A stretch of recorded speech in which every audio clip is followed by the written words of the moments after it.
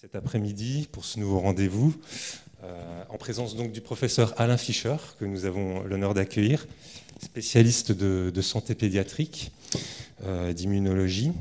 Vous êtes notamment un pionnier des thérapies géniques, avec la mise au point en l'an 2000 du premier protocole clinique en la matière. Et vous vous consacrez également à de nombreuses instances académiques et de santé publique. Vous avez notamment eu à présider dernièrement, à la demande du gouvernement, le Conseil d'orientation de la stratégie vaccinale à partir de l'époque de la deuxième vague de Covid-19 fin 2020.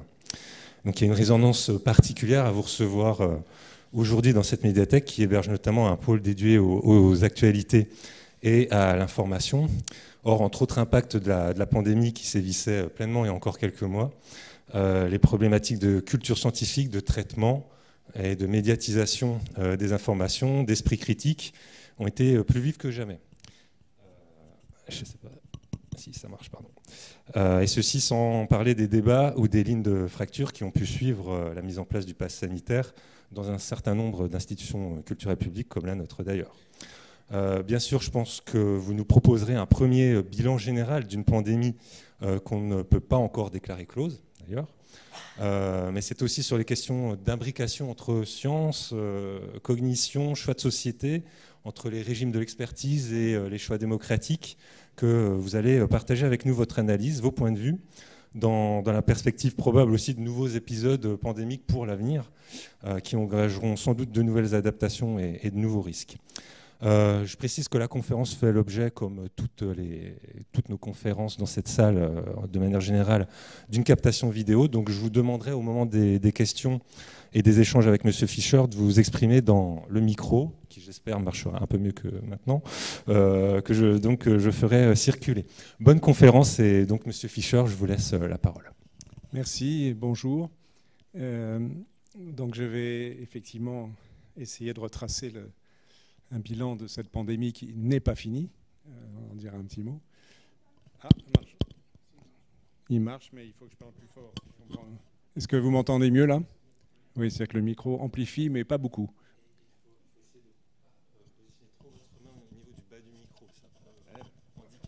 Avec tout ça, est-ce que ça va? Bon, allez, je pense que ça va. Vous me dites si à un moment ça commence à faiblir. Donc faire un bilan de cette pandémie, et je vais l'envisager particulièrement sous l'angle de la vaccination, qui était l'objet, comme ça a été indiqué à l'instant, de relatives controverses. Et puis, bon, en les analyser et voir ce qu'on peut en tirer comme conclusion. Je me permets de faire, pour commencer, par un rappel sur le virus et la maladie. Donc le virus s'appelle le SARS-CoV-2, il fait partie d'une famille de virus qu'on appelle les coronavirus, parmi la grande famille, les très nombreux virus existants sur la planète. Son matériel génétique est composé d'ARN, je reparlerai d'ARN tout à l'heure à propos de vaccination, c'est un matériel génétique qui permet, vous ne m'entendez pas? Alors, il n'est pas terrible comme bon, je demande, à la limite, si je parle comme ça très fort, c'est mieux, sauf que peut-être que ça ne marchera pas pour l'enregistrement. Ouais, je suis obligé de le garder. Donc, comme je vais parler avec un micro, comme si je n'avais pas de micro. Donc, ce virus ARN, donc son ARN, c'est un matériel génétique. Il est sur le petit dessin ici, c'est l'espèce de bandeau en violet au sein du virus.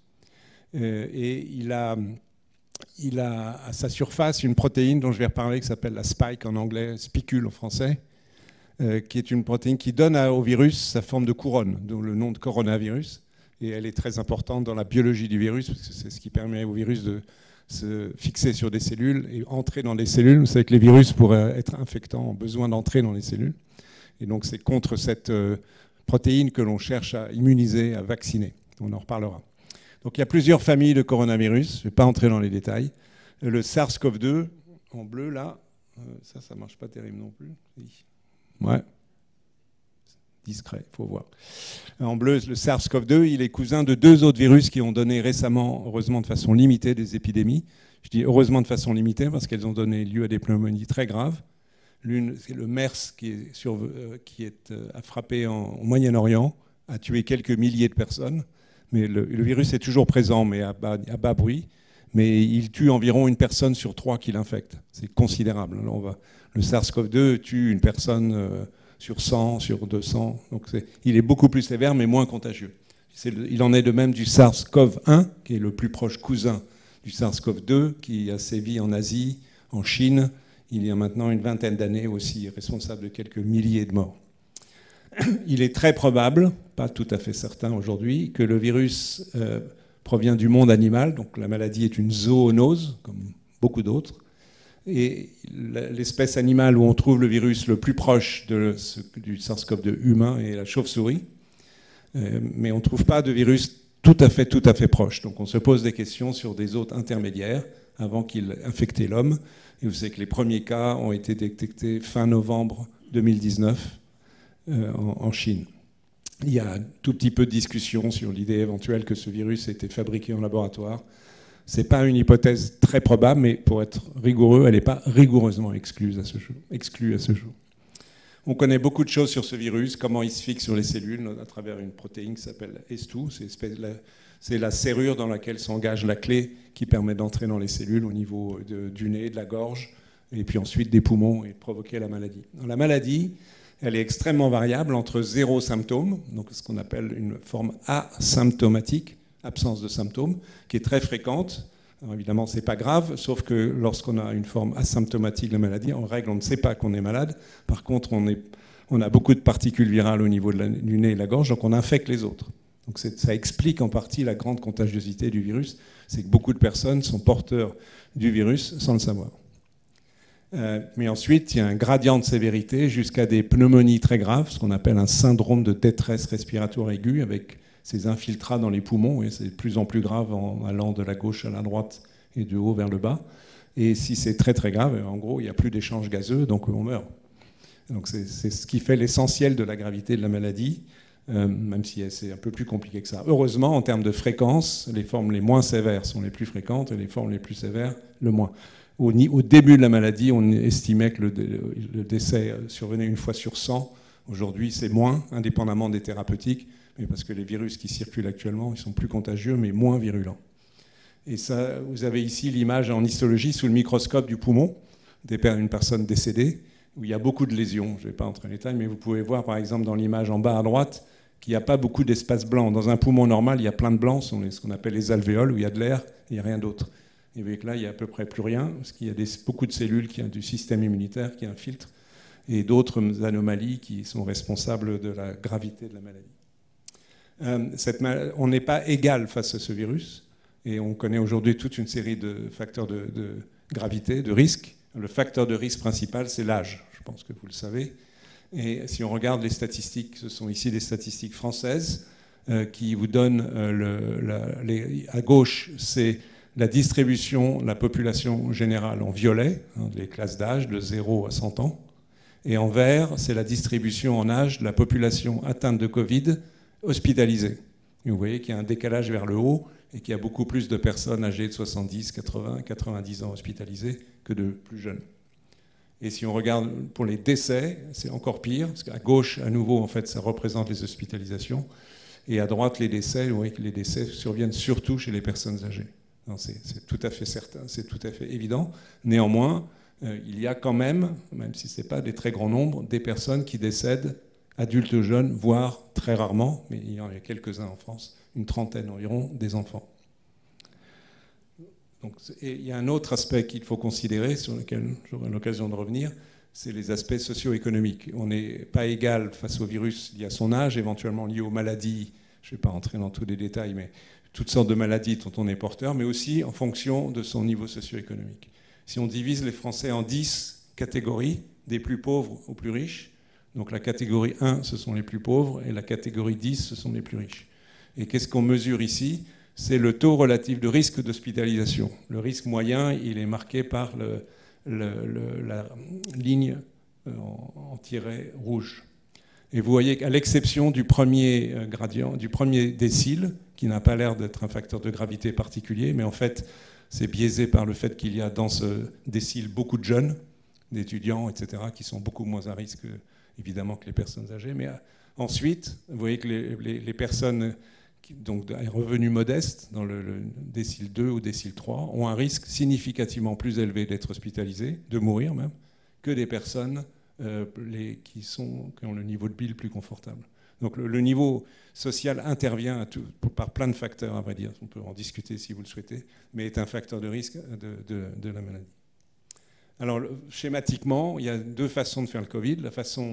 La bonne façon, entre guillemets, c'est qui est schématisée ici en violet. Donc ça, on a une échelle de temps de façon horizontale et une échelle arbitraire d'unité de ce dont je vais vous parler en échelle verticale. En violet, vous avez, c'est écrit en anglais, mais c'est la charge virale. Donc on a du virus. Donc imaginez là, le temps ici couvre à peu près 15 jours. Pendant les 5 premiers jours ici, la charge virale monte, on n'a aucun symptôme, même si on en aura après. On est très contagieux, mais c'est aussi le moment où commence la réponse immunitaire. On se défend contre le virus. On se défend avec ce qu'on appelle l'immunité innée. Si vous le souhaitez, j'entrerai dans des détails. Et puis ensuite, quelques jours plus tard, on fabrique des anticorps, en anglais antibodies, et aussi l'immunité cellulaire, qui vont permettre de contrôler l'infection. Et avec la charge virale chute, le virus disparaît et tout va bien. C'est ce qui se passe et dans l'immense majorité des cas. En France, il y a à peu près 30 millions de cas connus de Covid à ce jour. C'est certainement une sous-estimation. Il y a un certain nombre de cas de gens qui n'ont pas été testés, mais ça donne un ordre de grandeur. Et dans le monde, on connaît 530 millions de cas. À nouveau, c'est certainement une sous-estimation. Et puis, il y a les cas sévères, heureusement moins fréquents, mais malheureusement quand même en nombre non négligeable, où les choses ne se passent pas de la même façon, mais que la courbe violette est différente, la charge virale ne cesse d'augmenter. Et là, on arrive dans la phase où la maladie est grave, il y a cette pneumonie sévère et éventuellement d'autres symptômes. Et la réponse immunitaire n'est pas normale. La réponse en verte, c'est-à-dire ce qu'on appelle l'immunité innée, devient aberrante. En fait, il y a une inflammation très très forte qui contribue à la maladie. Donc c'est une réponse immune qui n'est plus adaptée à combattre l'infection, alors qu'une partie de l'immunité l'immunité cellulaire, ce qu'on appelle les cellules T, les lymphocytes T, ça ne marche pas très très bien. Donc c'est dans ces situations-là qu'on a des décès, d'abord des hospitalisations. Donc pour vous donner un ordre de grandeur, depuis le début de la pandémie en France, il y a un peu plus de 800 000 hospitalisations qui sont survenues, ce qui est assez considérable, presque 150 000 décès. Et les chiffres officiels, mais on va voir qu'ils sont sous-estimés à l'échelle mondiale, c'est au moins 6,3 millions de décès. En fait, ces chiffres sont sous-estimés à l'échelle mondiale, pas en France, où les statistiques, ou en Europe d'une manière générale, où on a de très bonnes statistiques sur les hospitalisations, les décès, etc. Mais à l'échelle mondiale, il y a une sous-déclaration. Et si on essaye de faire des estimations, ce qui a été fait de différentes façons, deux ici, il y en a même une troisième, on cherche à estimer le nombre d'excès de morts. Bon, c'est une façon indirecte par rapport aux années précédentes, au même moment. Et si on fait ce type de calcul, et on trouve des résultats où environ il y a 3 fois plus de morts que ce qui est reporté, donc de l'ordre de 6 millions. En fait, on est dans les 17, 18 ou 20 millions, ce qui est quand même pas tout à fait négligeable, qui fait du Covid, après la grippe espagnole survenue entre 1917 et 19, dont on estime qu'elle a tué entre 50 et 100 millions de personnes, la deuxième cause de mortalité par pandémie du monde moderne. Il y a eu des choses bien pires avec la peste au Moyen-Âge, etc. Mais dans le monde moderne, c'est la deuxième grande pandémie. Et si elle a fait moins de morts, et probablement, in fine, elle fera moins de morts que la grippe, c'est aussi parce qu'il y a eu des interventions médicales, de confinement, etc., de vaccination, qui ont limité, dans une certaine mesure, ce qui serait passé si toutes les mesures n'avaient pas été prises. Mais ça permet quand même de mesurer l'impact de cette pandémie. Si on regarde ce qui se passe dans le monde, la situation n'est pas la même partout. Alors il faut prendre cette carte avec prudence parce qu'évidemment les données ne sont pas de la même qualité en fonction des pays. Mais donc il y a un indice de couleur. Plus c'est sombre, comme l'Australie par exemple, moins il y a de morts. Et quand on vire au rouge, enfin orange-rouge, plus il y a de morts. Par exemple le Pérou. Le Pérou, il est là le Pérou. C'est un pays où on sait de façon certaine qu'il y a une mortalité extrêmement élevée. Ils ont eu un variant un peu particulier qui en partie explique cela. La Russie est un pays où on sait qu'il y a eu beaucoup de morts, très peu vaccinés, avec pas beaucoup de mesures prises pour combattre le virus. Et l'Europe est dans une situation qui est intermédiaire, un peu meilleure que celle des États-Unis, avec des nuances de pays à pays. L'Australie a fait jusqu'à présent beaucoup mieux, comme la Nouvelle-Zélande, et la Chine dans une certaine mesure, bien que les statistiques chinoises ne sont pas certaines. Pas certaines, mais pas forcément non plus délirantes. On fait beaucoup mieux par des politiques extrêmement dures de confinement. Voilà. Est-ce que c'est fini? Non. Malheureusement, c'est pas fini. Excusez-moi. Ce sont les données les plus récentes, enfin, elles datent d'il y a 2-3 jours. Le taux d'incidence de détection du virus dans la population française, et en fait, le dernier chiffre, c'est 290 pour 100 000. Donc, environ 3 personnes pour 1000 en France sont actuellement positives. Ce n'est pas tout à fait négligeable. On sait, j'y reviendrai tout à l'heure, que le variant qui est infectant, c'est Omicron, et qu'il y a des sous-variants d'Omicron. L'actuel, il s'appelle BA5, il est en ascension, et il explique qu'il y a un petit rebond actuel. On était descendu à 200 environ, et on est en train de remonter, je ne sais pas jusqu'à quel niveau. Et il y a encore actuellement, chaque jour, en moyenne, de l'ordre de 400 personnes qui sont hospitalisées, avec un Covid, dont 57% à cause du Covid. Il y en a qui sont hospitalisés pour autre chose et en plus ont le Covid, mais plus de la moitié sont hospitalisés du fait de leur Covid. Et une quarantaine de personnes sont hospitalisées en soins critiques, donc en nécessitant des soins beaucoup plus importants. Et il y a encore environ 40 décès par jour en France. Donc ce n'est pas négligeable. Il s'agit surtout, évidemment, de personnes très fragiles, soit âgées, soit de sujets immunodéprimés, et de sujets non vaccinés ou insuffisamment vaccinés. Voilà. Alors, quelle réponse il y a eu. On peut imaginer, si on le souhaite, et j'ai pris des photos, c'est des photos que j'ai faites sur les murs de Paris, récentes, il y a quelques mois. Si on veut, on peut se lancer essayer d'améliorer son système immunitaire en prenant ce produit qui s'appelle Good Immunity. C'est tout un programme en soi. Je ne sais pas combien il vaut, mais il est vendu en France, on peut le trouver. Et où ces yaourts, qui sont inoffensifs, il faut le reconnaître, Actimel, la vitamine D, c'est vrai que c'est pas mauvais pour le système immunitaire, mais un adulte a de la vitamine D en quantité suffisante pour que son système immunitaire fonctionne. Donc on peut s'amuser avec ça, hier comme aujourd'hui, pour vos défenses immunitaires. Oui, c'est clair que ces publicités s'inscrivent dans le contexte de la crise Covid. Bon, est-ce que c'est ainsi qu'il faut répondre, ou bien est-ce qu'il faut chercher à utiliser les données scientifiques? Bon, évidemment, vous imaginez ma réponse. Donc dans les données scientifiques, elles sont de 3 ordres, mais je vais essentiellement discuter la vaccination. Et si vous le souhaitez, vous pouvez me poser des questions sur la première partie, notamment les mesures barrières, donc ont été le confinement, qui était très dur, comme vous rappelez-vous, en mars 2020, et les mesures barrières qui ont été maintenues assez longtemps, le port de masque, certains d'entre vous le portent encore, le lavage des mains, l'aération des pièces, donc un ensemble de mesures extrêmement importantes pour limiter la propagation du virus qui circule sous forme d'aérosol dans l'air. La vaccination dont je vais vous parler, et ça pourrait être aussi les traitements, mais malheureusement à ce jour, bien qu'il y ait eu des progrès récents, on n'a pas des traitements extraordinaires de l'infection. Donc ce point-là a moins avancé que les 2 précédents. La vaccination, comme vous le savez sûrement, mais comme je vais vous le rappeler, a très très rapidement été mise au point et s'est avérée efficace. Alors, vaccination, je fais un petit détour plus général sur le concept de la vaccination qui date, vous allez le voir dans un instant, de maintenant d'il y a 230 ans, avec M. Jenner en Grande-Bretagne qui a introduit la vaccine contre la variole.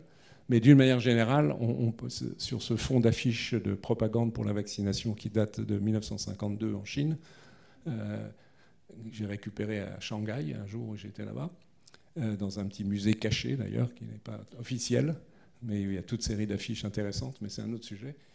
Donc on peut dire que la vaccination est la plus grande avancée de la médecine. C'est ce qui a sauvé le plus de vies depuis qu'on vaccine.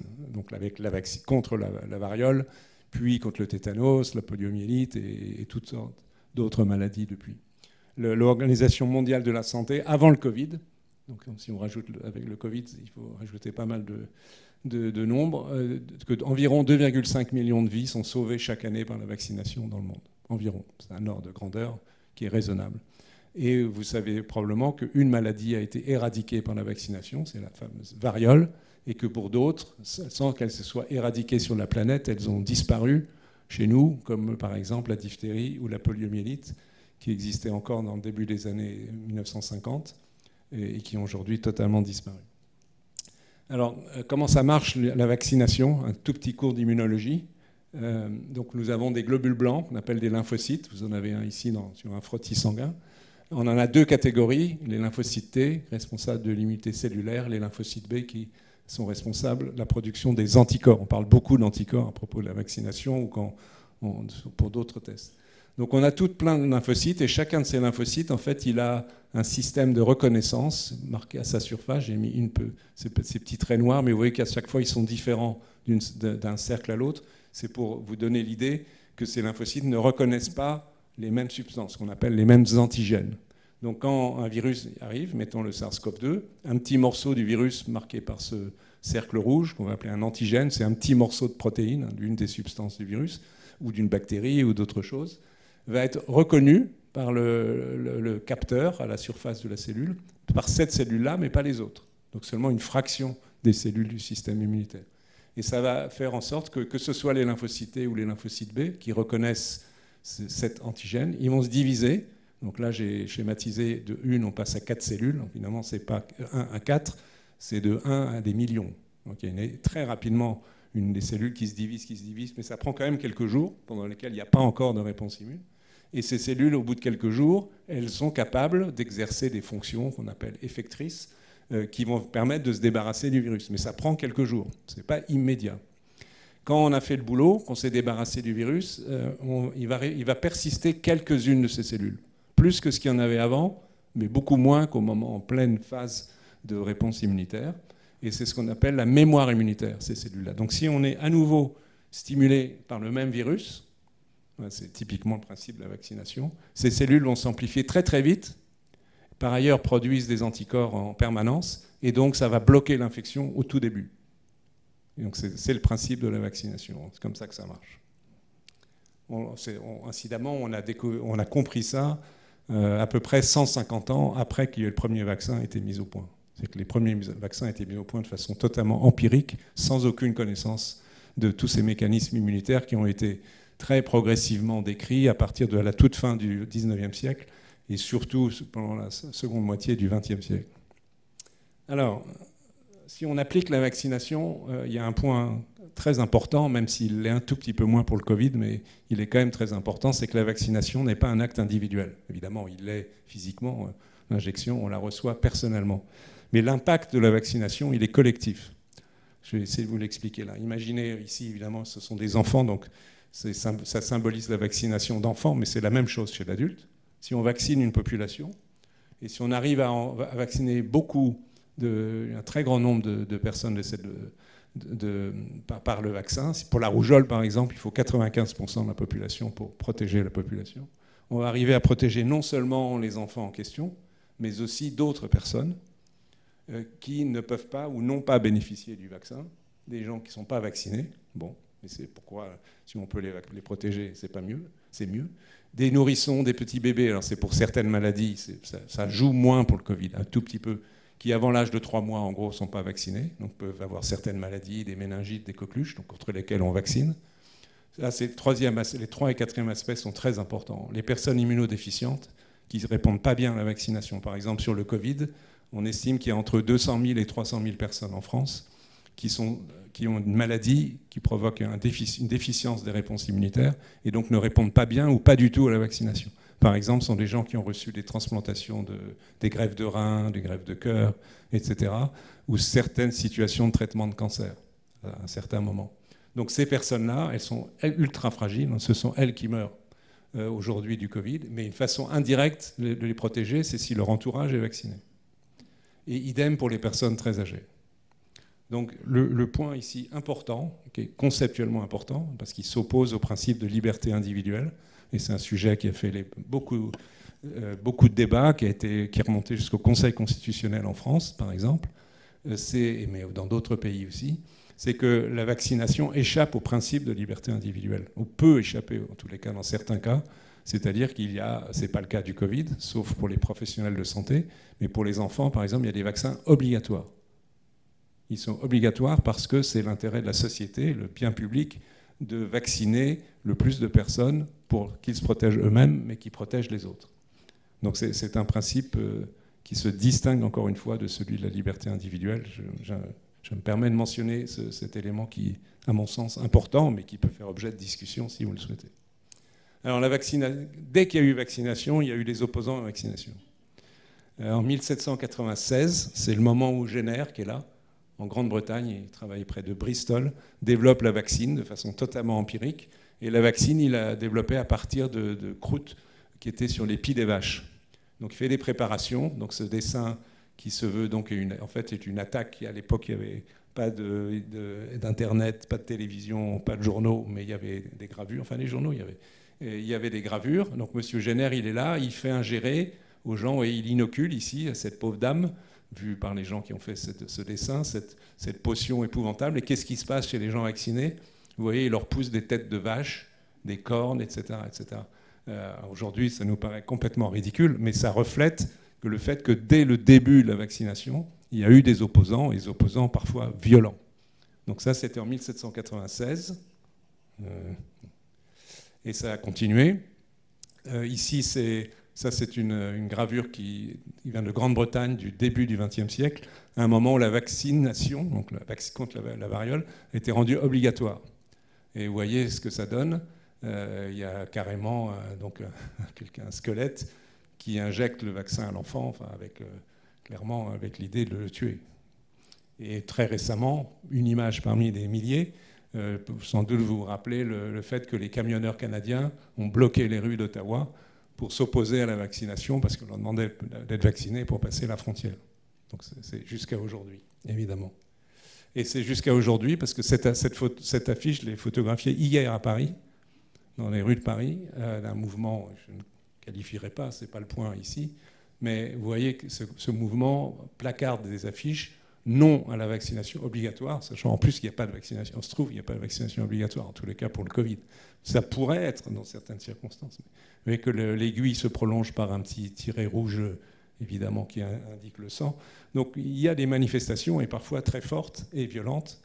J'étais hier dans une réunion avec, entre autres, des collègues britanniques, et était présent ce que s'appelle le Chief Medical Officer, qui travaille auprès du Premier ministre britannique sur les questions de vaccination. Et il a eu de telles menaces de mort qu'il est 24 heures sur 24 sous protection policière. Donc c'est quand même une situation assez sérieuse. Alors, je reviendrai sur la question de l'hésitation et l'opposition à la vaccination. Mais d'abord, il faut quand même vous parler un peu des vaccins. Donc, qu'est-ce qui s'est passé? Il s'est passé quelque chose d'unique dans l'histoire de la médecine et de l'histoire de la vaccination. C'est qu'en une année, on a développé des vaccins complètement jusqu'à pouvoir les proposer à la population.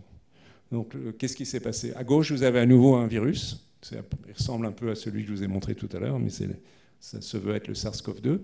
Et en fait, on va immuniser contre cette protéine dont je vous ai déjà parlé, la spike, qui est à la surface, qui a cette forme-là.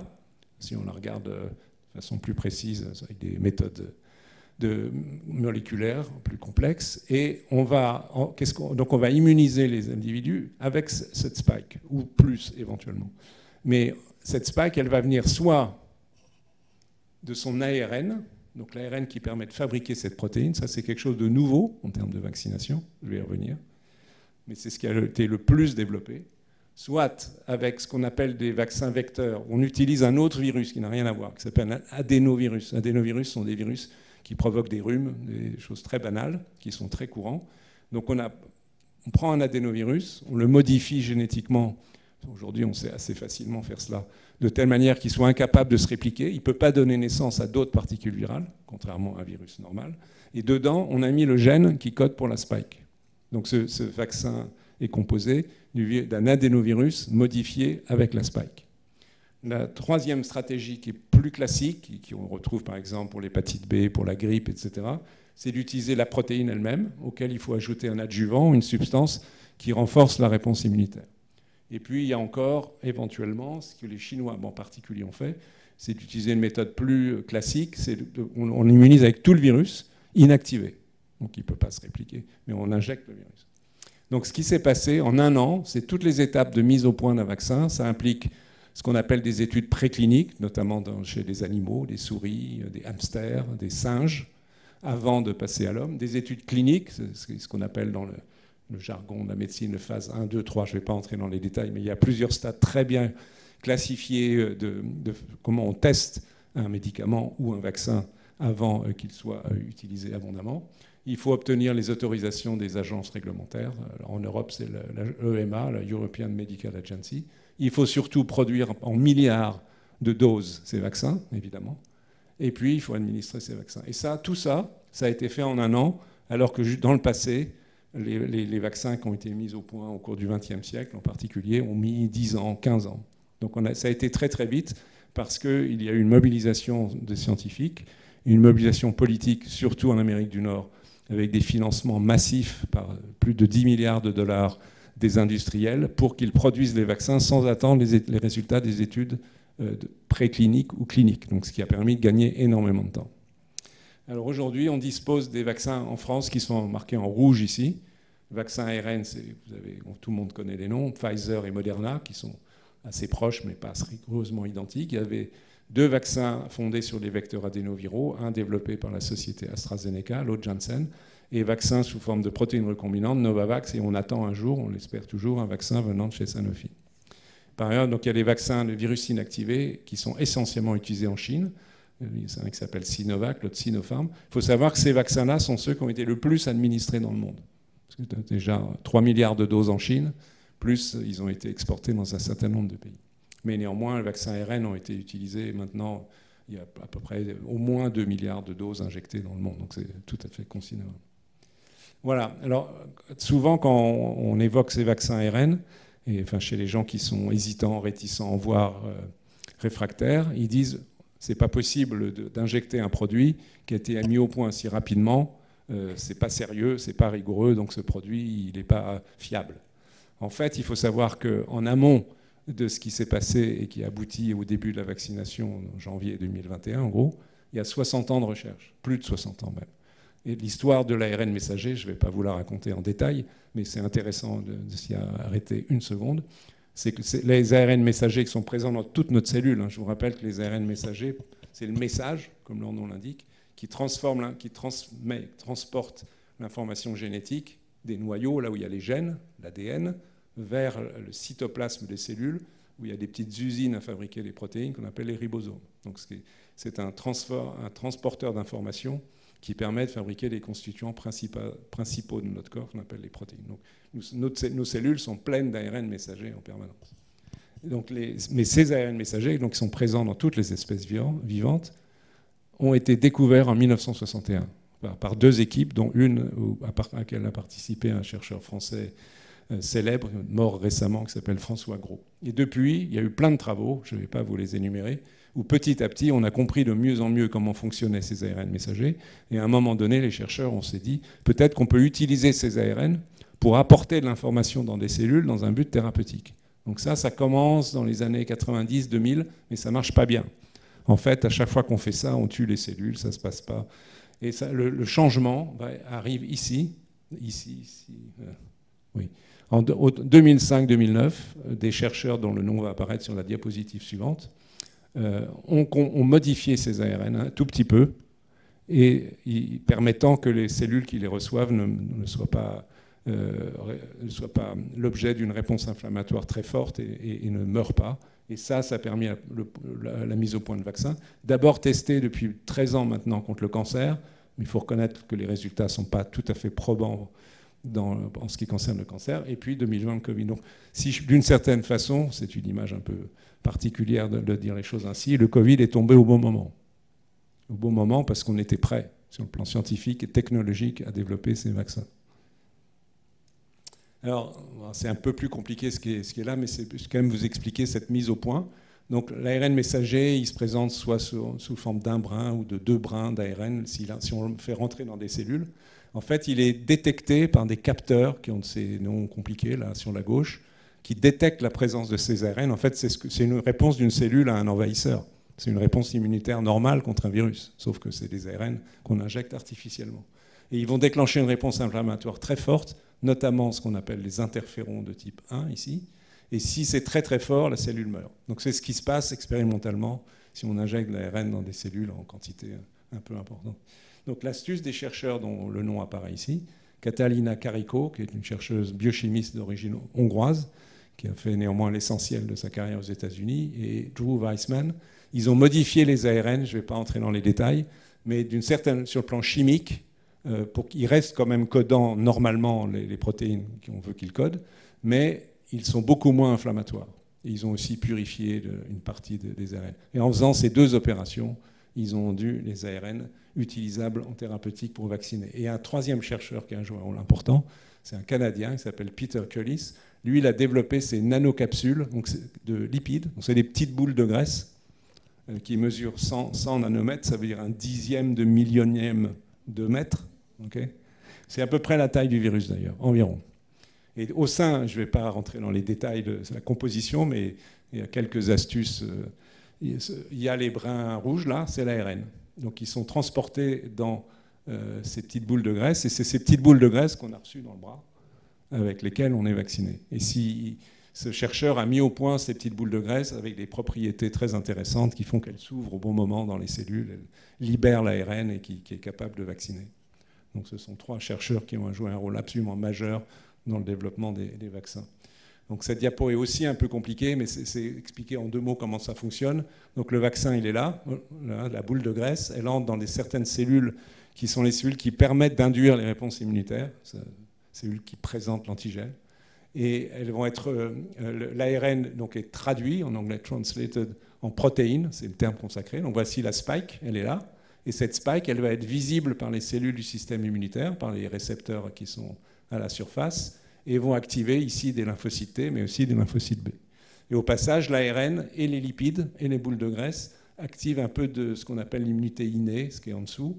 Et ça, c'est un effet adjuvant qui est aussi nécessaire dans la vaccination. Voilà. Alors, est-ce que ça marche? Ça a été montré très tôt. On a eu les données donc, en novembre-décembre 2021, des études cliniques qui sont absolument essentielles, ce qu'on appelle les études de phase 3, où la moitié, on tire au sort le fait que soit les gens étaient vaccinés, soit ils avaient un placebo. Et ni la personne qui vaccinait, ni les sujets vaccinés ne savaient s'ils avaient l'un ou l'autre. Et après, on regarde, ici pendant jusqu'à 230 jours, s'ils vont développer le Covid ou pas. Et ça a été fait sur beaucoup de monde. Là, dans cette étude pour Pfizer, de mémoire, il y a environ 20 000 personnes dans chaque groupe. Donc statistiquement, c'est très puissant. Et que les personnes qui ont eu le placebo, c'est la courbe bleue, progressivement, il y en a qui développent le Covid. Et la courbe rouge sont les sujets vaccinés. Il y a quelques-uns qui développent le Covid, mais vous voyez, beaucoup moins. Et cette protection débute au bout de 10 jours environ. Donc le niveau d'efficacité ici, c'est contre l'infection, mais a fortiori aussi contre les formes graves de la maladie, a atteint jusqu'à 96%. Après, ça diminue un petit peu. Mais c'est un résultat, quand ils sont apparus donc, à la fin de l'année 2021, ont positivement surpris tout le monde. Personne n'espérait avoir des vaccins aussi efficaces. Et en même temps, ces vaccins sont globalement sûrs. Si vous avez des questions, on pourra y revenir. Je vais passer là-dessus. Alors, est-ce que maintenant, quand on les applique à la population, est-ce que ça marche? Je vous montre ici, ce sont des courbes issues des données françaises, où on mesure 4 paramètres. En haut à gauche, on regarde la fréquence des personnes qui ont un test positif. En haut à droite, ce sont les personnes qui ont un test positif et qui sont symptomatiques, donc ont une infection, mais une infection en général bénigne. En bas à gauche, ce sont des personnes hospitalisées à cause du Covid. Et en bas à droite, hospitalisées en soins critiques, donc plus gravement atteints. Et vous avez en fonction du temps, ici c'est juillet, ici c'est octobre 2021. Oui, tout à l'heure j'ai dit 2021, c'était 2020, la fin 2020, les vaccins, excusez-moi. Et janvier 2022. Et vous avez 3 couleurs. En jaune, c'est les sujets non vaccinés.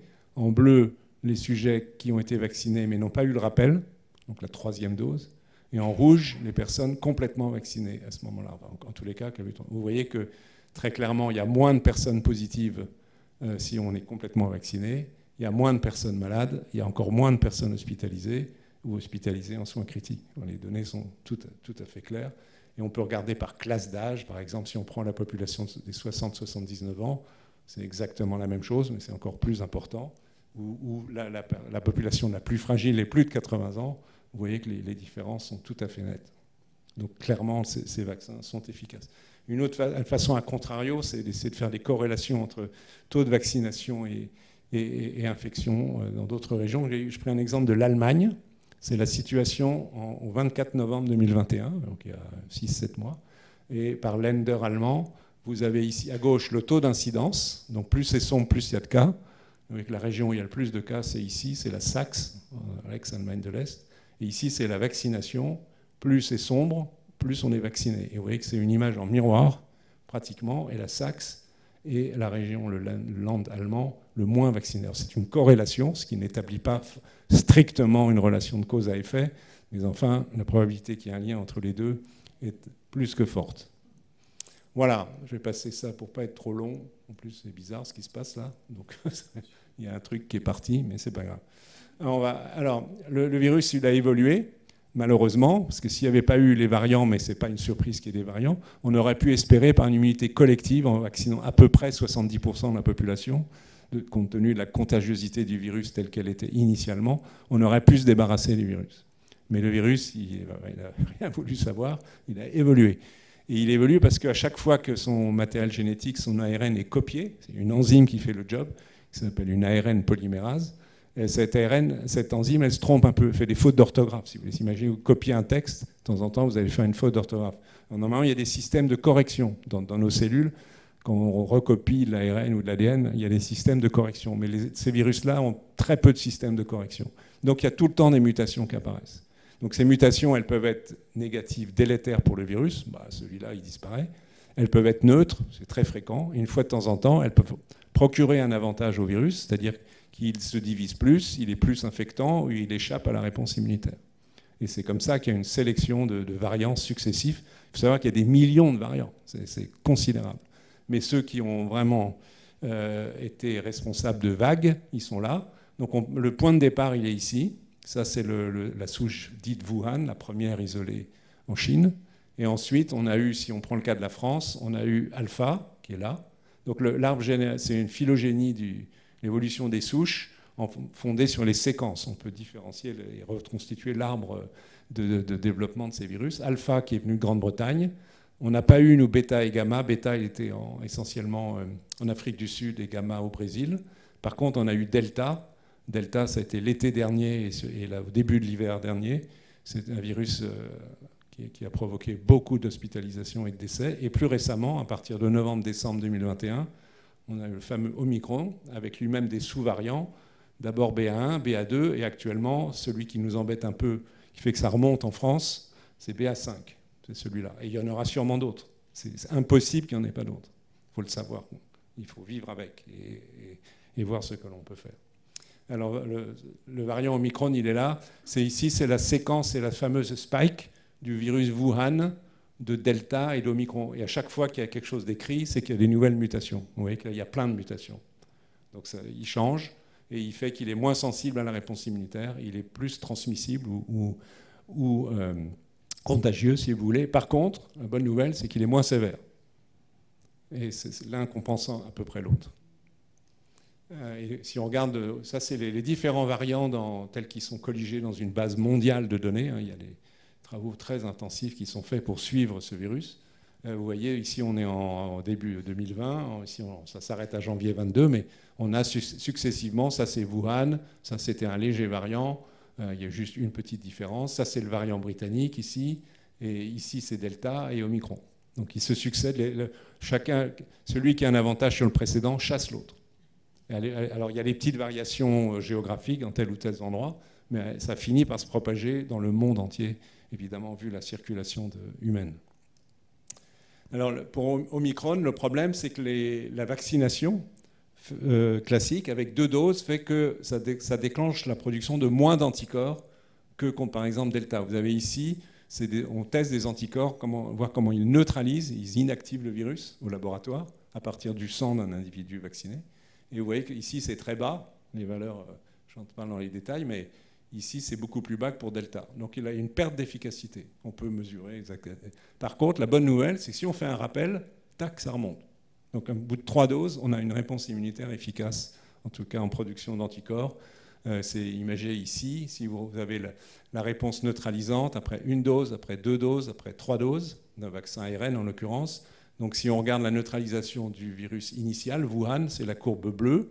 Donc il y a un petit effet de la première dose, mais ce n'est pas grand-chose. La deuxième dose a un très bon effet, mais malheureusement, il y a une perte d'efficacité. On perd les anticorps. L'immunité n'est pas persistante au plus haut niveau. Mais si on fait une 3e dose, paf, ça monte encore à un niveau un peu plus élevé. Mais vous voyez que la courbe rouge, c'est celle qui correspond au Omicron. Même la 2e dose, ce n'est pas terrible. Donc il faut le rappel pour avoir une immunité satisfaisante, même si elle décline ensuite. Donc ça fait discuter 4e dose, ce qui est aujourd'hui préconisé pour les personnes de plus de 60 ans.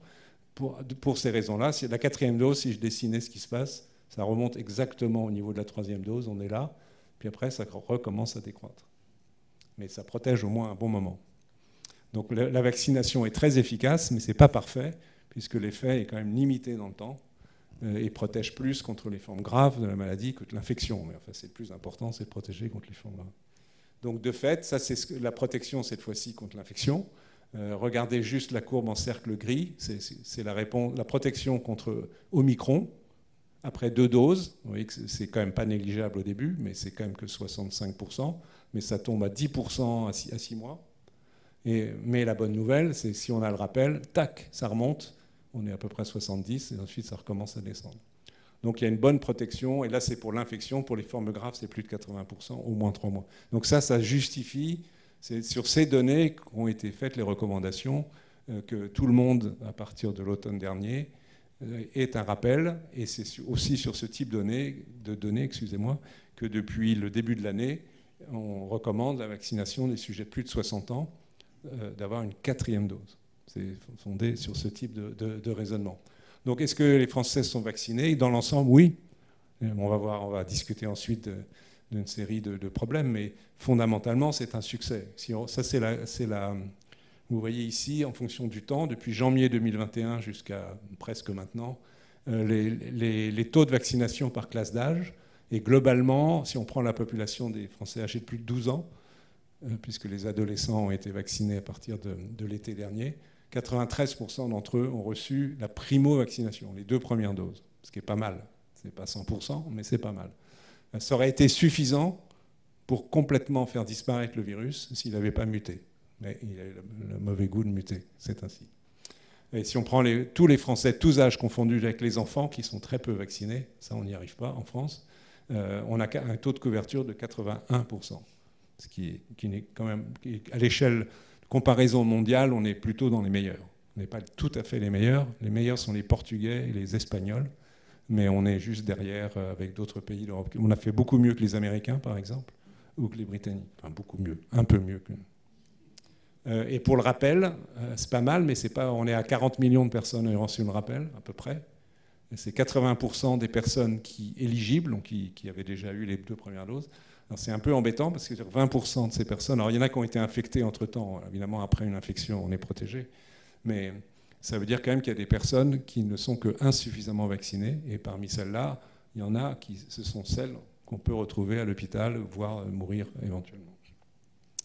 Alors, on va arriver à ce stade, on va discuter, pour finir, pour l'essentiel, la problématique de la confiance, l'acceptation de la vaccination. Je pars avec des données qui sont un peu étonnantes.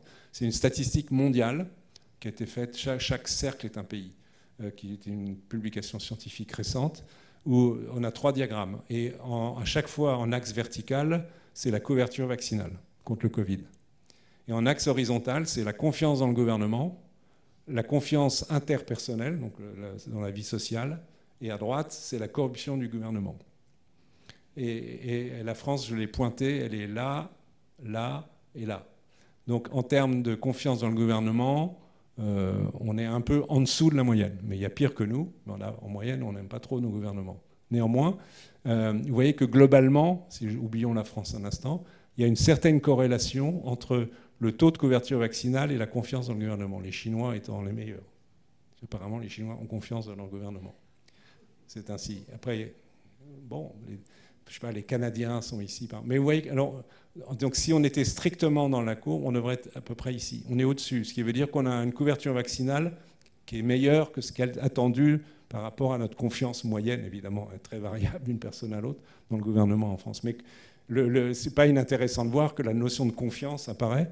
Ici, le gouvernement, mais des tas d'enquêtes montrent que les personnes qui ont confiance dans les autorités sanitaires, qui ont confiance dans les scientifiques, qui ont confiance dans leurs médecins, sont plus souvent vaccinées que les personnes qui n'ont pas confiance. Si on regarde, d'ailleurs ça se reflète aussi cette fois-ci, c'est la confiance entre citoyens dans une société. On a le même type de corrélation, et la France, elle est au milieu. On est comme l'Italie d'ailleurs à peu près. Mais à nouveau, on est au-dessus de la courbe. Il y a toujours cette corrélation, mais on est un peu au-dessus. Donc à nouveau, on fait un peu mieux, toutes choses étant égales par ailleurs. Et alors cette courbe n'est pas inintéressante, c'est la corruption du gouvernement. Donc le Venezuela, qui est considéré comme très corrompu et pas vacciné, et la France, qui n'est pas trop corrompue. Il y a mieux que nous, mais on n'est pas trop mal. On est plutôt bien vacciné. Vous voyez, une corrélation inverse entre le degré de corruption dans un pays et la vaccination. Tout ça retourne sur la question fondamentalement de confiance dans les autorités. Donc, qui permet d'établir la confiance? Il y a des tas d'enquêtes d'opinion qui ont été faites sur ce plan. Et ce qui est clair, qu'en premier lieu interviennent les pairs, donc les personnes avec lesquelles on travaille, avec lesquelles on vit, et la famille. C'est sûr que si un parent ou quelqu'un, un collègue de travail vous dit « Ah ben moi j'ai été vacciné, ça s'est bien passé, je trouve que c'est une bonne idée, tu devrais faire comme moi », c'est la meilleure façon de convaincre quelqu'un.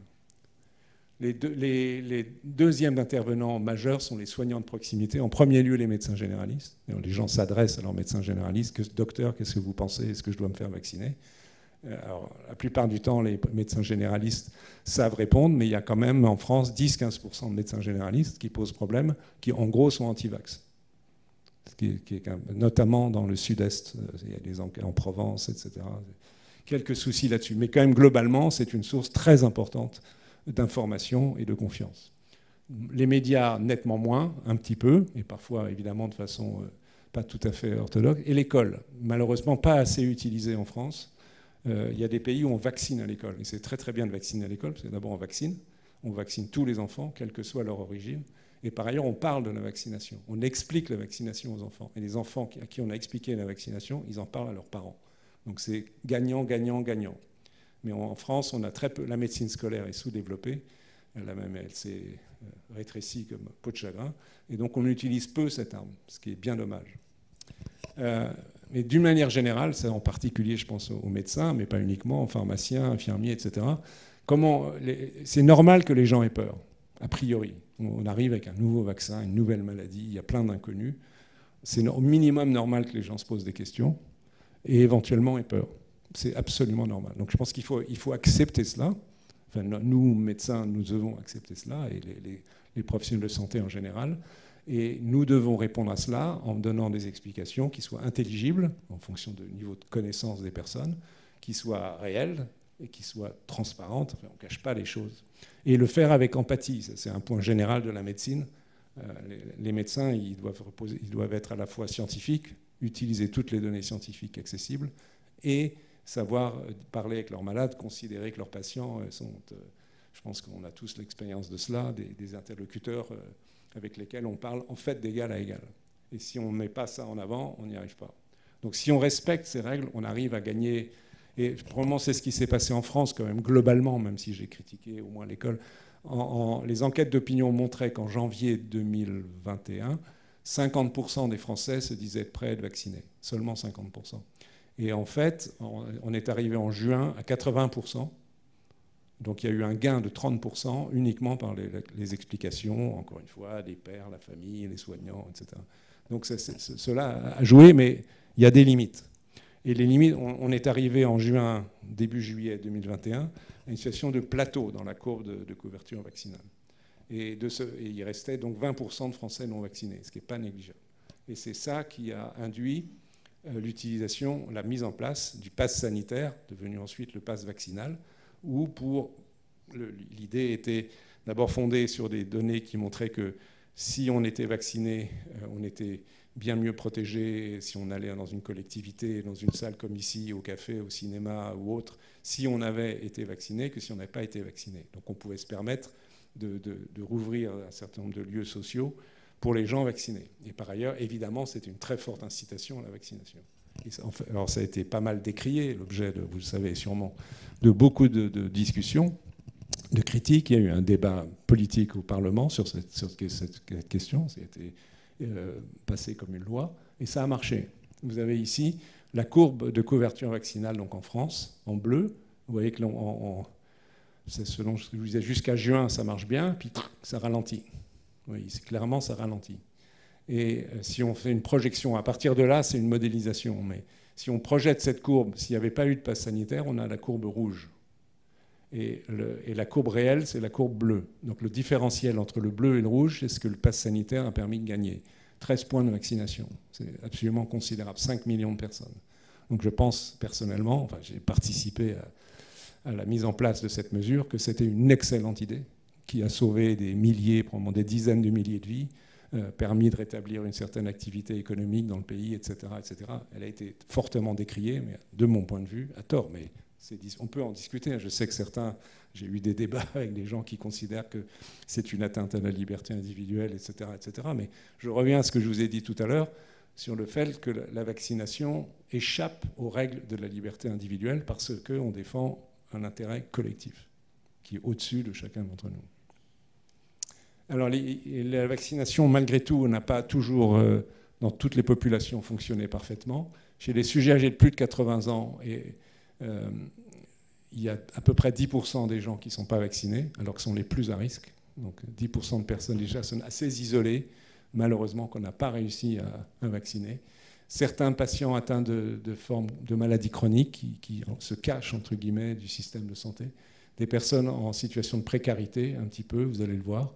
Il y a donc des personnes, je l'ai déjà dit, qui sont incomplètement vaccinées, qui ont eu la première dose, mais pas le rappel, donc ça ne suffit pas. Il y a le problème des patients immunodéprimés, j'en ai déjà dit un mot, qui ne répondent pas du tout à la vaccination. Donc eux, ils sont protégés par leur entourage ou par des traitements, mais pas par la vaccination. Les enfants, où on n'a pas réussi à convaincre en France l'intérêt de vacciner contre les enfants, alors qu'il y a un intérêt à vacciner contre les enfants. Si vous le souhaitez, on peut en parler. Les femmes enceintes, où les résultats sont quand même pas trop mauvais, mais pendant longtemps, il y a eu une peur des femmes enceintes et des sages-femmes aussi, du risque que la vaccination pourrait faire courir au fœtus. Mais très vite, on a su que ces risques, il n'y en avait pas. Il y a des études, de très nombreuses études sur des centaines de milliers de femmes vaccinées dans le monde qui montrent que le vaccin non seulement ne provoque pas d'effets secondaires chez les femmes enceintes, mais les protège contre des complications pour elles-mêmes et pour le bébé. Il y a un certain nombre de femmes qui sont décédées, il faut le savoir, femmes enceintes, qui sont décédées de Covid, ce qui est quand même un drame absolument terrible. Quelques exemples de ce que je viens de dire. À nouveau, c'est un peu le même genre d'études que celle que je vous ai montrée tout à l'heure. On découpe les Français en 10 tranches en fonction de leur niveau de vie. Et on regarde, ça c'est une enquête qui a été faite, je crois, l'été dernier, qui a été publiée en février, qui ne souhaite pas se faire vacciner, qui est déjà vacciné. Et donc vous voyez que des plus modestes aux plus aisés, eh bien, il y a quand même un gradient. Si on regarde qui est vacciné, à ce moment-là, il y avait 55% des 10% de Français les plus modestes contre presque 90% des Français les plus aisés. Donc il y a un facteur social évident qui joue, contre lequel il y a eu beaucoup d'actions menées, mais qui n'est pas complètement résolu. Les tentatives, c'est les actions dites d'aller vers, donc d'aller au plus proche de ces gens pour leur proposer la vaccination sans qu'ils aient à se déplacer. J'ai dit que les enfants, c'est un échec, c'est une situation à un moment donné, mais la courbe de vaccination des enfants de 5 à 11 ans en France, elle est là. Vous avez ici l'Espagne, l'Autriche, etc., etc. Enfin, on est les derniers de la classe. On n'arrive pas. Il y a une réticence, y compris des médecins et des pédiatres, qui n'ont pas absolument saisi l'intérêt de la vaccination des enfants. Et puis il y a des populations absolument réfractaires, pour des raisons qui peuvent être idéologiques, culturelles, historiques, et c'est le cas en particulier des Drômes. Donc la Guyane, la Martinique et la Guadeloupe, vous savez peut-être, ont des taux de couverture vaccinale très faibles, de l'ordre de 40%. Et en Martinique, en ce moment, ça flambe à nouveau. Il y a eu des drames, enfin, rappelez-vous les transferts de malades en métropole, etc., etc. Et avec une population viscéralement hostile, avec des actes de violence. Le directeur de l'hôpital de Pointe-à-Pitre, le grand hôpital en Guadeloupe, a été physiquement attaqué par des antivax, enfin des choses très, très, très difficiles. Et là, on n'y arrive pas. Le niveau de peur et de défiance à l'égard des autorités, qui s'explique par toute une série de facteurs historiques, y compris le problème du chlordécone, par exemple, aux Antilles, mais malheureusement, était aux dépens de ces populations. Et on retrouve ça, alors c'est pas inintéressant, il n'y a pas de jugement de valeur là-dedans, mais si on regarde ces trois courbes, ces trois cartes de France, à gauche ici, c'est une indication, comme je ne sais plus qui est quoi, je vais les afficher. C'est le vote Le Pen, premier tour de l'élection présidentielle. Et plus c'est sombre, plus il y a de voix. Ici, c'est le vote Mélenchon. En gros, une fraction clairement des gens, on le sait par les enquêtes d'opinion, qui ont voté soit pour Madame Le Pen, soit pour Monsieur Mélenchon, sont en situation de défiance à l'égard des autorités, en l'occurrence politique, mais aussi sanitaire. Et ça, c'est la courbe de couverture vaccinale. Et évidemment, ce n'est pas parfait, mais c'est absolument évident qu'il y a une corrélation inverse, que les populations sont d'autant plus vaccinées qu'elles votent moins pour les deux extrêmes. Donc il y a une connotation politique très forte de la défiance à l'égard de la vaccination. De temps en temps, les hommes ou les femmes politiques ont utilisé la vaccination comme argumentation, malheureusement, ce qui est bien regrettable. On a vu ça à l'étranger. Trump a beaucoup utilisé la vaccination contre la vaccination dans sa campagne présidentielle. En Italie, il y a eu des choses, mais on le retrouve aussi en France. Donc, mais ça reflète le fait qu'une fraction, pas très importante, mais parce que c'est évidemment pas toutes les personnes qui votent pour Mme Le Pen ou toutes les personnes qui votent pour M. Mélenchon, mais qu'une fraction de la population est dans un tel état de défiance à l'égard des autorités, toutes les autorités, que pour ce qui est de l'application à la vaccination, elle refuse la vaccination. C'est ainsi. Alors, soit on s'arrête là, soit j'ai encore quelques... Comme vous le souhaitez. Je peux encore... Là, maintenant, je change de sujet. Comment vous... Ok, alors demain, oui. Alors, évidemment, tout le monde est intéressé à ce qui va se passer demain, sauf que je peux faire des... Vous savez, comme d'habitude, les meilleures prédictions, c'est celles du passé. Hein. Bon. C'est connu. Donc, en gros, qu'est-ce qu'on fait? L'axe vertical, c'est la protection. L'axe horizontal, c'est le temps. Donc là, on se vaccine, on est protégé, ça va moins bien, je vous l'ai montré. On fait un boost, c'est du franglais, on revaccine. Ou bien on a été infecté, mais on s'en est sorti. Paf, on est beaucoup mieux protégé. Mais ensuite, ça va redescendre lentement, très vite. Et là, ça dépend des variants, ça dépend des vaccins à utiliser, ça dépend aussi de l'âge et de la maladie. Donc il y a plein de scénarios possibles. Mais en gros, qu'est-ce qu'on peut dire? D'une part, c'est qu'on ne peut plus espérer, contrairement à ce qu'on espérait au début, éradiquer le virus. On ne peut pas, parce que, encore une fois, il est trop transmissible et que le niveau de protection conféré par la vaccination, aussi bon soit-il, n'est pas suffisant pour permettre d'obtenir une immunité collective, comme on peut le faire pour la rougeole, c'est ainsi. C'est une réalité, il faut faire avec. Donc l'hypothèse le plus probable, en fait, je vais vous le montrer dans le dessin qui suit. Ça, d'abord, c'est pas une hypothèse, c'est le taux de circulation du virus, le nombre de personnes infectées en France et en Suisse. Vous voyez au passage que c'est à peu près pareil, en fonction du temps. Et là, ça s'arrête à avril. Donc aujourd'hui, si j'avais poursuivi la courbe, qui est ici en bleu, donc ça a remonté encore, donc ça a baissé. On est à peu près là, et ça a remonté un petit peu. On est par là à peu près aujourd'hui. Mais l'hypothèse la plus probable, c'est ça. Là, l'échelle de temps n'est pas la même. C'est-à-dire qu'on a une succession d'épidémies pas trop importantes, avec un virus pas trop sévère, mais quand même qui peut tuer des gens fragiles, etc., et qu'on est en gros le modèle de la grippe. Ça, c'est l'hypothèse, disons, la plus optimiste, mais la plus probable aussi. Donc si ce modèle est juste, la réponse, elle est assez simple. Il faut prévoir un rappel annuel. Et un rappel annuel, a priori, d'ailleurs, pour simplifier les choses, en même temps que le rappel pour la grippe, donc pour les personnes âgées, pas toute la population, mais les personnes âgées. Mais on ne peut pas écarter les scénarios moins optimistes où émergerait un nouveau variant qui serait plus virulent que l'Omicron et éventuellement plus transmissible et qui nous mettrait en une situation plus difficile et qui forcerait à revacciner toute la population et si possible avec de meilleurs vaccins, ce dont je vais dire un mot maintenant. Mais ce n'est pas l'hypothèse la plus probable. Donc l'idée première, c'est plutôt ça. Il y aura une campagne de rappel de vaccination au mois d'octobre qui viendra, c'est sûr, pour les personnes, disons, de plus de 60 ans en gros, ça c'est certain. Après, ça peut aller plus loin, encore une fois, si jamais la situation est plus grave. Un mot sur le monde entier. La vaccination mondiale est très inégale. L'Europe, l'Amérique du Nord, la Chine sont bien vaccinées. L'Afrique, comme vous voyez, très mal. Et l'Inde, c'est très intermédiaire. Donc ça veut dire qu'il y a des centaines de millions de personnes en Inde qui ne sont pas vaccinées. Pakistan également est encore plus pâle. Donc la Russie n'est pas très bien vaccinée. Donc évidemment, c'est une source de risque. Il y a quand même eu, on en est à peu près aujourd'hui à 12 milliards de doses administrées. C'est colossal, le vaccin. On n'a c'est jamais survenu dans le passé, dans l'histoire de la vaccination. C'est quand même à la fois un succès remarquable, mais aussi une hétérogénéité qui est problématique, parce que, comme dit par quelqu'un d'un groupe qui s'occupe de la vaccination dans les pays pauvres, le COVAX, qui dépend de l'OMS, « No one is safe until everyone is safe », personne n'est en sécurité tant que il n'y a pas que chacun est en sécurité, parce que tant qu'il y a des personnes infectées, le virus mute, et donc on peut avoir un nouveau virus et qui revient en boomerang partout, y compris chez les gens vaccinés. Et puis, évidemment, il y a des questions de justice qui se posent. Si on regarde le taux de vaccination en fonction de la richesse des pays, de façon non surprenante, les pays riches sont mieux vaccinés que les pays pauvres. Même s'il n'y a pas que des problèmes d'approvisionnement, d'accès au vaccin, il y a aussi des problèmes d'acceptabilité du vaccin. Comme on a, nous, un peu, ils les ont aussi dans les pays pauvres, au point même, par exemple, il y a des situations dramatiques, ça a changé, mais à un moment donné, le président de la République de Madagascar a refusé les vaccins en disant non, nous, on a une potion qui est très très bonne contre le Covid. Donc, et ce n'est pas le cas unique, je crois qu'il y a eu la Zambie, enfin, il y a des situations assez difficiles.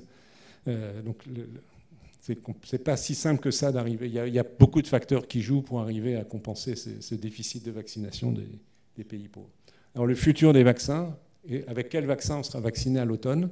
Il est possible qu'on ait les nouveaux vaccins, donc on ne vaccine plus avec le vaccin actuel qui est toujours fondé sur la souche initiale Wuhan. Et l'idée la plus intéressante, c'est de combiner 2 souches, donc d'élargir le spectre, comme on fait pour la grippe, hein, on vaccine avec 4 souches de virus de la grippe. Donc au moins 2, donc il y a des chances qu'on aille vers, par exemple, ce que j'ai écrit en haut, là, si j'y arrive, ancestral, c'est-à-dire la séquence du virus de Wuhan, plus au Omicron, ou bien d'autres combinaisons. C'est en train d'être testé, on verra. Mais c'est l'hypothèse la plus probable, avec une meilleure couverture du spectre des virus possibles. Mais évidemment, on ne sait pas ce sera le prochain variant, mais plus on couvre large, plus on a de chances de couvrir ce variant. Il y a des recherches en cours pour mettre au point des vaccins universels. Il manque un I, là, universel. C'est-à-dire qui couvrent tous les coronavirus. Ce n'est pas tout à fait simple à mettre au point, mais c'est envisageable. On verra si ça...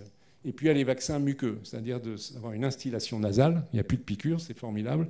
Et ça induit au niveau du nez, ici, au niveau de la trachée, de la gorge en dessous, au-dessus, pardon, une immunité locale avec les petites images en rouge qui sont un certain type d'anticorps qu'on appelle les IgA, qui ne sont pas induites par les vaccins par voie intramusculaire. Et avoir cette immunité localement, c'est très bien pour limiter l'infection. Donc là, il y a des essais cliniques en cours pour développer des virus de ce type. On verra ce que ça donne, mais évidemment, ça serait intéressant de disposer de ces vaccins. D'abord, pour les gens qui n'aiment pas les piqûres, il y en a beaucoup. Les antivax, parfois, c'est uniquement la peur de la piqûre. Hein, il faut aussi relativiser les choses. Mais, par contre, on sait que le degré d'immunité la durée d'immunité induite est peut-être pas très importante. Donc peut-être qu'il faudra quand même combiner avec les vaccins classiques. On ne sait pas encore. On verra. Voilà. Pour conclure, sur la vaccination, qui a été la part essentielle de mon exposé, j'espère que vous êtes convaincus que ça a été la vaccination contre le Covid. Ça, c'est un petit virus Covid dessiné par un enfant.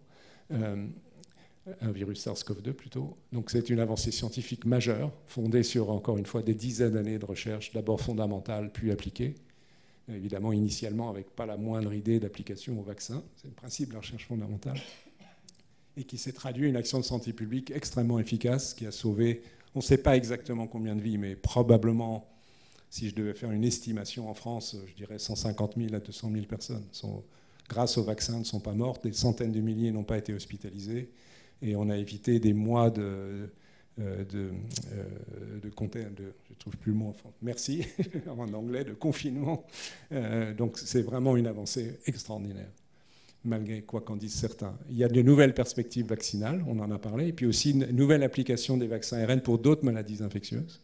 Beaucoup de recherches se font actuellement. Cette politique de santé publique nécessite de gros efforts de compréhension pour que la population l'accepte. Hein. Sur les relations sens et société, je l'ai évoqué, mais il reste beaucoup à faire, et notamment sur l'éducation et la place des médias, qui n'est pas tout à fait simple. Il y a des enjeux industriels de développement de vaccins. La France, malheureusement, n'a pas pris beaucoup sa place dans cette affaire. Des enjeux éthiques concernant la vaccination dans les pays pauvres. Et puis, un dernier point, un peu politique, mais pour la première fois avec les vaccins, l'Europe, la communauté européenne, a agi de concert. C'est-à-dire que jusqu'à présent, la communauté européenne ne s'est jamais occupée de santé. Ce n'était pas dans son rayon d'action. Mais les responsables des différents pays ont décidé de mettre en place d'abord des comités d'évaluation des vaccins, voir quels étaient les plus intéressants, et d'acheter ensemble les vaccins et les meilleurs. Et ça s'est fait. Ça a permis aux pays tous les pays de la communauté européenne, y compris les pays de l'Est, d'avoir à disposition assez de vaccins pour vacciner toute leur population potentiellement, et au passage en les payant un peu moins cher que les autres. Donc c'est très bien. Et, enfin, de mon point de vue, ça on peut discuter, c'est un point un peu politique, mais je pense que c'est une très bonne nouvelle et que ça peut peut-être permettre d'engager plus d'actions, de concertation et de collaboration à l'échelle européenne sur des questions de santé. Et notamment la préparation de la prochaine pandémie qui viendra forcément un jour ou l'autre. Voilà, je vais m'arrêter là. Je vous remercie de votre attention et si vous avez des questions, j'y réponds.